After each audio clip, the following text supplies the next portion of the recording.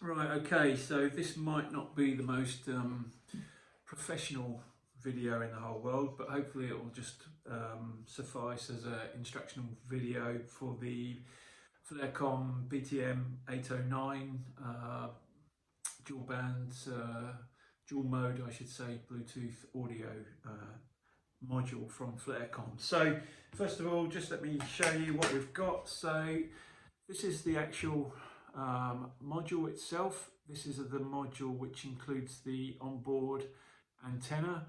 The PCB assembly really is just a header board which just sprays out the I/O and power requirements, etc.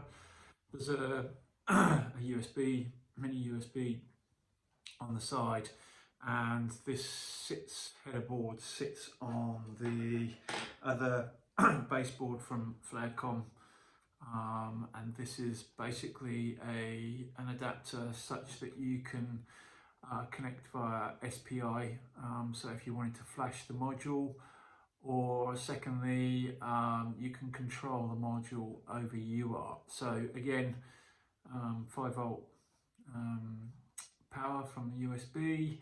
The chip itself is only 3.3 volts, so there's obviously some power conversion on board. There's a couple of 3.5mm jacks. One of them is a microphone input and the other is a speaker output. So basically there's a few switches and things, and we've got an application document which gives a bit more information on what this can do. But obviously the BTM809 can be used as a sync or source device. So what I'm going to show today is purely from a source perspective, so i.e. streaming audio from this board to a Bluetooth speaker. So just for the purposes of demonstration, I've just got a standard Bluetooth speaker.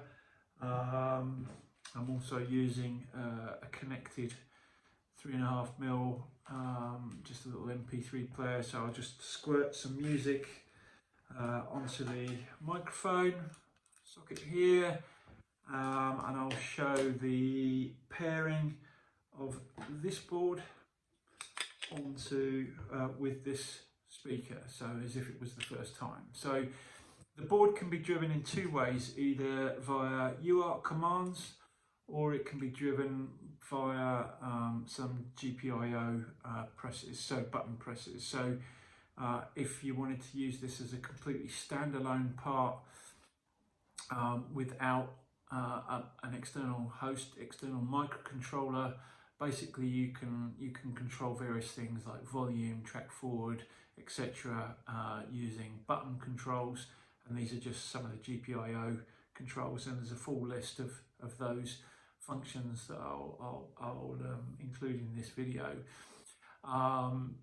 If you didn't want to do that, there's these AT commands, so you could drive it from a microcontroller. So for example, if you've already got a display and a microcontroller and you wanted to use some capacitive touch on the screen to start a track, stop a track, increase the volume, etc., all you would do is connect that serially to this module, and by using setting AT commands, you can do all of those functions, including pairing a new device. The other thing to mention is that there's an AT command for proximity pairing. So if you were to use some kind of, depending on your antenna arrangement and your output power, you might be able to limit the range, and it will automatically pair to the device with the highest RSSI output. So it will detect devices locally, and it will try and connect to a device as long as it has an A2DP profile running. So typically speakers have A2DP or HFP, etc.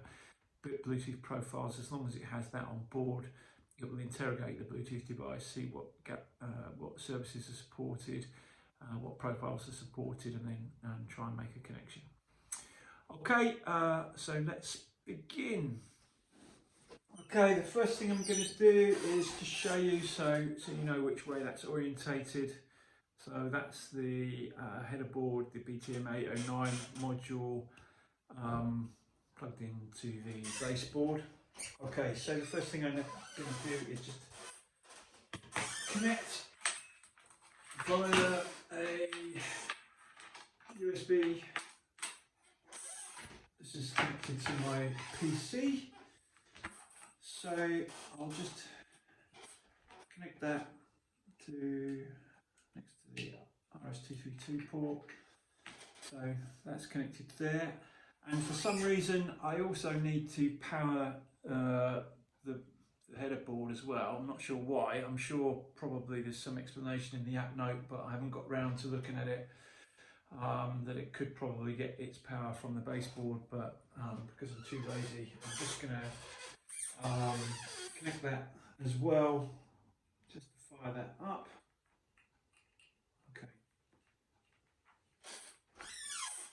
Okay, I'm just going to open some okay, let's get started. So I'm recording my screen so you can see what's going on as well.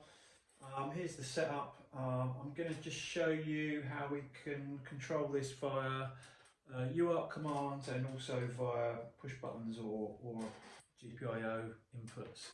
Basically, some really simple instructions. Just got my MP3 connected. Okay, that's on. I've got my speaker ready. I won't turn it on just yet. Okay, so first of all, let's try and use a terminal emulator to connect to the device. So I'm using something called CoolTerm. There's loads of things out there you can use if you're Windows based. So just basically looking for the serial port, connect to the serial port.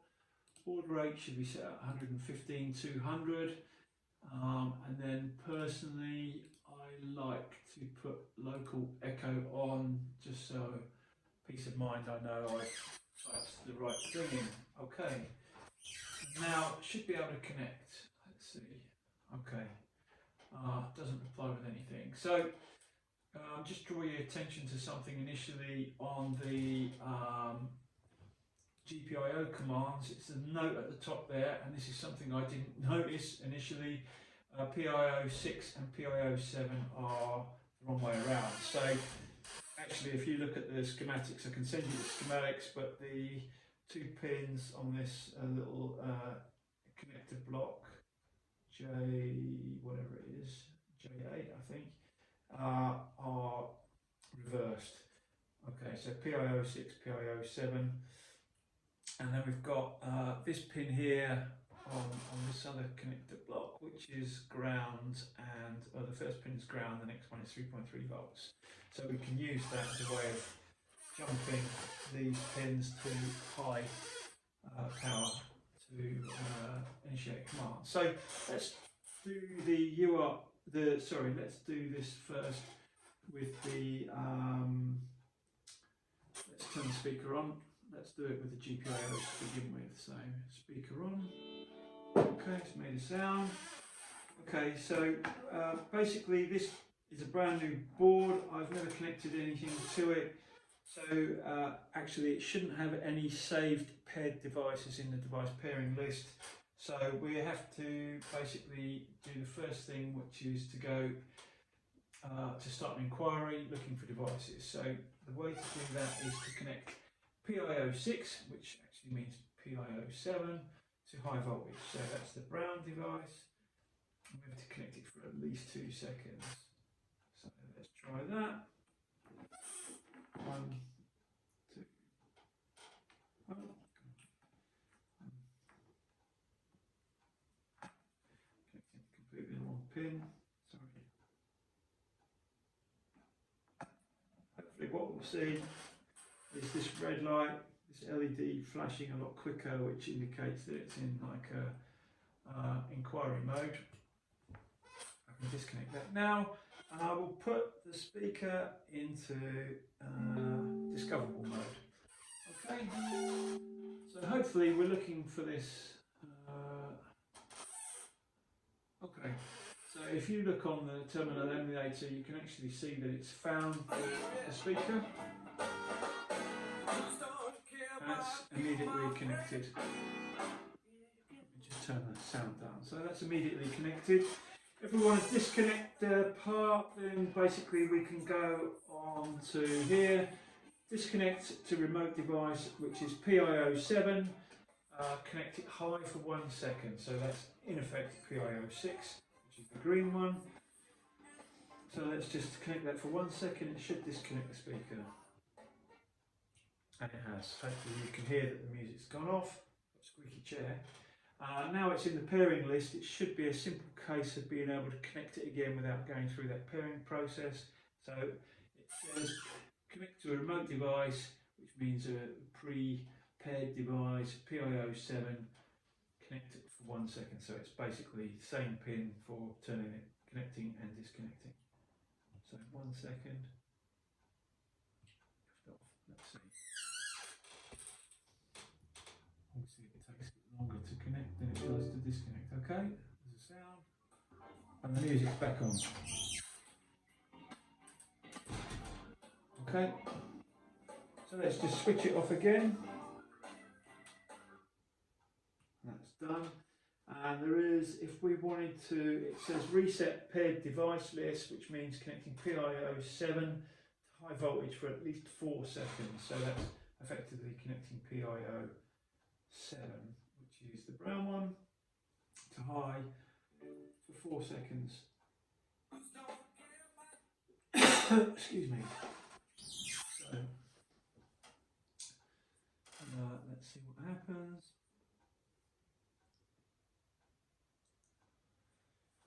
Okay, pull that off. So now, if I try and connect to the device again, as I did before, just by connecting PIO7, this is very confusing, so I'm sure you'll be able to suss this out for yourselves, but let's just plug it for 1 second, and if it was paired, it would connect. Let's give it a minute.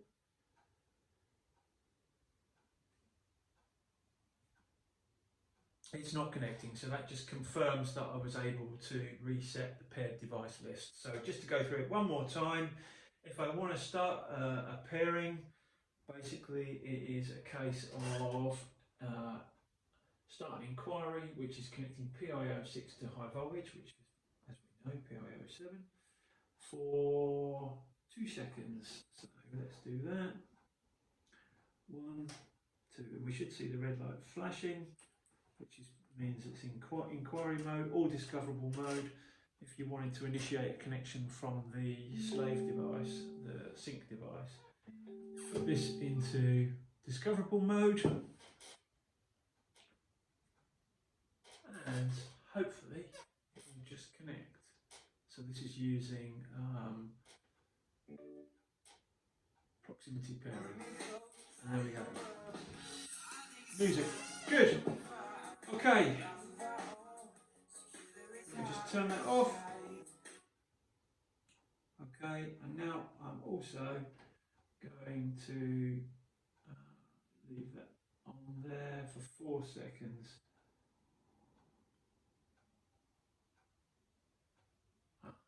Wrong one. No, that's the right one. Okay, so that should have deleted it from the list as well. Okay, let's try the AT commands. Okay, so I had a bit of a trial run there. So let's just start from scratch doing it with the AT commands. So I'm just going to go through exactly the same process. Set up the terminal. Okay. Turn on local echo. Okay, let's see if we can connect. We can connect. The only thing I'm concerned about is there is no light. Okay, light flashing. So I think that connection wasn't quite there before. Right, so one thing, what I want to do first of all is put this into a discoverable mode. So you'll see the light suddenly start flashing and you'll hear that noise. And then what I want to do is click on the AA command. Let's see if this works. Okay, and immediately you can see there it's found the MAC address of the speaker. So what this will do, because I pressed AA, it says start inquiry and connect to the strongest RSSI value. So now basically DA means it's got A2DP connected, and DC means it's got AV RCP connected. So it's now playing music. Okay, so we want to disconnect the remote device, would be the next stage, I guess. So just copy that command there. Leave it in. Okay, DD, feedback, AVR, CP disconnected, DB plus MAC address, A2DP disconnected. Now it's gone DA, which means it's now reconnected. So obviously it's disconnected, but after that it's still in some sort of pairing mode, looking for devices to connect to, and it's as it's already in the pairing list, it's reconnected. So to be honest, that's not particularly useful, so I'll speak to the guys and see if we can change that. Okay, so one other last thing I wanted to mention is the flashing tool. So this is a bit of a Heath Robinson kind of device to connect to the SPI, so it's basically USB to SPI interface, and this allows us to connect the blue CSR blue flash, and we can basically flash an image directly onto the module. So it's no different if you're using a CSR development kit with a chip on board. You can do exactly the same using their evaluation kit. Okay, all right, good. Okay, so just to do one more thing on here then, let's disconnect, which was the same as last time, AE. Okay, and let's see if we can delete all of the trusted devices, which was AC, because we don't want it to keep reconnecting. So we should find now that that loses the connection. One consideration for you guys is there's, as far as I'm aware, it can only save, any device is limited by memory in terms of how many paired devices it can save. So if someone's on a flight, you might want to reset that pairing list every week, month, whatever, every day potentially, so that you don't build up such a huge pairing list, so that when somebody else tries to join, that list is full and can no longer pair to any new devices. So it's something for you to consider. Okay, it's not reconnected, which it's not reconnected, which implies to me it's deleted the pairing list, and we're all good to go. Okay, yeah.